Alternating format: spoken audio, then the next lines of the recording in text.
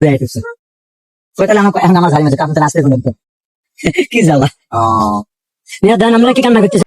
কি এক অবস্থা বলুন তো ভাই, 2 দিন পর পর সোশ্যাল মিডিয়াতে আলম হাসান আর তার স্ত্রীকে নিয়ে একই শুরু হয়। আলম হাসান নাকি তার স্ত্রী মুক্তাকে আবারও বাড়ি থেকে বের করে দিয়েছে, আর সেজন্য রাস্তায় দাঁড়িয়ে মুক্তা কান্নাকাটি করছে। 2 দিন আগেই দেখলাম আলম হাসানের সাথে তার স্ত্রীর কত ভালো সম্পর্ক, দুজনে ঘুরে বেড়াচ্ছে, মুক্তার জন্য রূপার পায়েল কিনে এনে তাকে পরিয়ে দিচ্ছে। মাশাল্লাহ, তখন তো বেশ ভালোই দুজনে কাটিয়েছে, অনেক সুন্দর মুহূর্ত। হঠাৎ করে আবার কি হলো যে রাস্তায় দাঁড়িয়ে মুক্তা কান্নাকাটি করছে, তাকে নাকি আলম হাসান বাসা থেকে বের করে দিয়েছে, এই অভিযোগ করছে আর কান্নাকাটি করছে।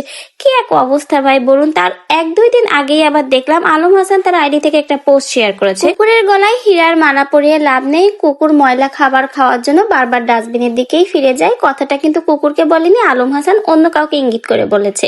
তো এই পোস্টটা কিন্তু সে মুক্তাকে ইঙ্গিত করে বলেছে, কারণ মুক্তাকে সে সংশোধন হওয়ার জন্য বলে। মুক্তার নাকি আগে অনেকের সাথে সম্পর্ক ছিল, সেজন্য সে মুক্তাকে সংশোধন হওয়ার জন্য বলে, কিন্তু মুক্তার সংশোধন হয় না, এই জন্য তাকে ইঙ্গিত করে এই পোস্টটা করা। আবার মুক্তার অভিযোগ আলম হাসানের নাকি অনেক মেয়েদের সাথে সম্পর্ক, দুজনকে সচরাচর এরকম অভিযোগ করে থাকে। তারপরে আবার কিছুদিন যেতে না যেতে দেখা যায় তাদের মধ্যে খুব ভালো সম্পর্ক, তাদের মধ্যে নাকি মান অভিমান সব মিটে গেছে, ঠিকঠাক হয়ে গেছে। ভালো কথা, মান অভিমান মিটে গেছে, জেনে শুনেই দুজনের সংসার করছো, তাহলে দুজনকে একটু বুঝতে হবে। তা না বুঝে 2 দিন পর পর দেখি সোশ্যাল মিডিয়াতে এসে ভাই দিক কি কান্নাকাটি শুরু হয়ে যায়, একজন আরেকজনের অভিযোগের ভান্ডার নিয়ে বসে।